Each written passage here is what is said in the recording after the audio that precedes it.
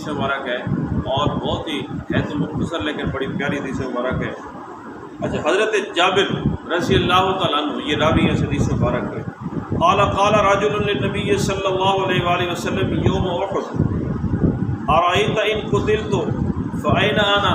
اللہ اکبر۔ اب اس کے اندر غور کیجیے، حضرت جابر رضی اللہ تعالیٰ عنہ کہتے ہیں کہ غزوہ احد میں، احد کے دن لڑائی مطلب جاری ہے، اور اسی عین لڑائی میں ایک غلام، ایک صحابی، آقا کریم علیہ الصلوۃ والسلام کا صحابی حضور علیہ الصلوۃ والسلام کی بارگاہ میں حاضر ہوئے، اور اس حال میں وہ حاضر ہوئے کہ ان کے ہاتھ میں کھجوریں تھیں اور وہ کھجوریں کھا رہے تھے۔ تو انہوں نے حضور سے سوال کیا۔ اب اس سوال کا تعلق دیکھو کہ اس سوال کا تعلق ہے کس چیز سے۔ انہوں نے کیا عرض کیا؟ ارأیت ان قتلت فأین انا، حضور آپ کا کیا خیال ہے کہ اگر میں اس وقت قتل کر دیا جاؤں، شہید کر دیا جاؤں تو پھر میں کہاں ہوں گا، میرا ٹھکانہ کہاں ہوگا؟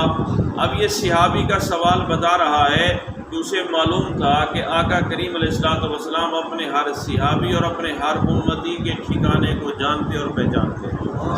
اگر انہیں خود شک ہوتا حضور کے علم میں، حضور کے علم غیب میں، اس علم میں شک ہوتا تو صحابی کبھی یہ سوال نہ کرتے۔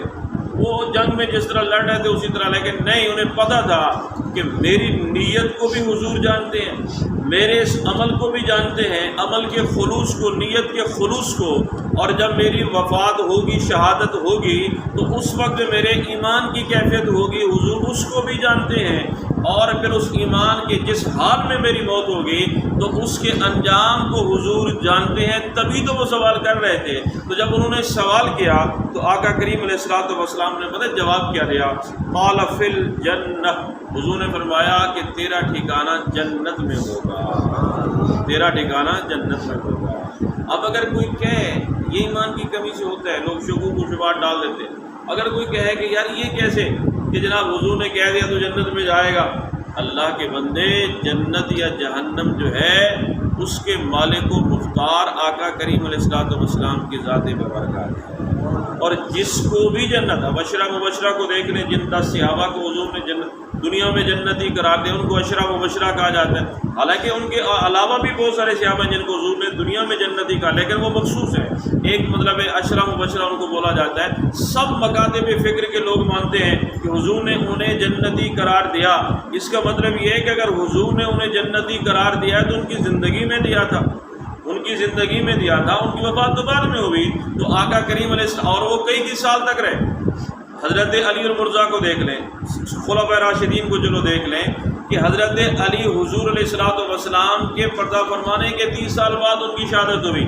حضرت سعد بن ابی وقاص کو دیکھ لیں، ان کی اسی طرح جو اور تھے وہ بعد میں ان کے وصال ہوئے حضور کے بعد۔ تو آقا کریم علیہ الصلوۃ والسلام نے جب ان کو جنتی قرار دیا تو گویا کہ حضور ان کے 30 سال 40 سال بعد والے اعمال کو بھی جانتے تھے، اور ان کے آخری خاتمے کو بھی حضور جانتے تھے، اور آج تک ہر مکتبہ فکر کا بندہ انہیں عشرہ مبشرہ ہی کہتے ہیں۔ کیوں؟ اس لیے کہ حضور نے جس کو جنتی قرار دے دیا تو وہ جنتی ہی ہے بس، کیونکہ جنت جو ہے وہ آقا کریم علیہ الصلوۃ والسلام کی شفاعت سے ہی ہم سب کو ملنے والی ہے۔ تو حضور نے فرمایا تو جنت میں ہے، تو جنت میں ہے۔ فَأَلْقَى ثَمَرَاتٍ كُنَّ فِي يَدِهِ ثُمَّ قَاتَلَ حَتَّى قُتِلَ۔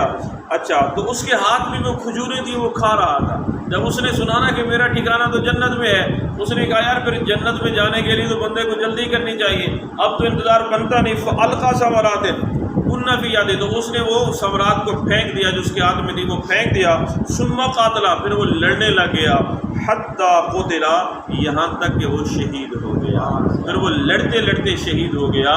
یعنی یہ حدیث مبارک بتا رہی ہے کہ اس صحابی کے عمل میں ہمارے لیے درس یہ ہے کہ جب تمہیں معلوم ہے کہ یہ عمل تمہیں جنت کی طرف لے کے جا رہا ہے تو اس کام میں پھر تاخیر جائز نہیں ہے، پھر جلدی ہی کرنی چاہیے، پھر جلدی کرو۔ کیا خبر اس کی تاخیر، اس میں جو آپ کر رہے ہو، دیر کر رہے ہو، وہ آپ کے لیے نقصان دہ ہو جائے۔ تو جس طرح صحابی نے جنت میں جانے کے لیے کھجوروں کو بھی پھینک دیا، وہ ایک حدیث مبارک میں یعنی محدثین نے لکھا کہ وہ کھجور جو تھی آدھی ان کے منہ میں تھی اور آدھی باہر تھی، وہ بھی انہوں نے پھینک دی، جو کھا رہے تھے اس کو بھی نکال دیا تھا، اور وہ جا کے شہید ہو گئے۔